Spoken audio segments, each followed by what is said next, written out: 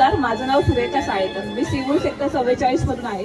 मी समीर सरांबद्दल हेच सांगते की या सरांनी याआधीही मूर्ती बनवणे कार्यशाळा घेतली होती. त्याचबरोबर मुलांसाठी विविध चित्रकलेचे स्पर्धांचे आयोजन केले होते. म्हणजे समीर सर मुलांसाठी त्यांच्या वैयक्तिक आयुष्यागतच त्यांच्या म्हणजे इतरही गोष्टी त्यांना कळाव्यात, या जगाचं पूर्ण त्यांना ज्ञान यावं यासाठी विविध उपक्रम राबवतात. त्या माध्यमातून बाळासाहेब ठाकरे पक्षाचे आपले समीर भगवान साहेब आहेत, जितेंद्र कोल्हासकर आहे आणि इतर आपले पक्षाचे कार्यकर्ते आहेत.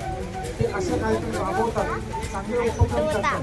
ते आपल्या विभागासाठी खूप मानाची गोष्ट आहे. माध्यमातून मुलांना खूप काही शिकायला मिळतं.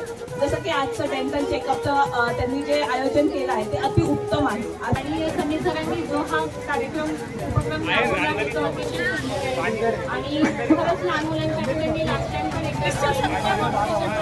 त्यावेळी पण मी माझ्या मुलीला घेऊन आली होती.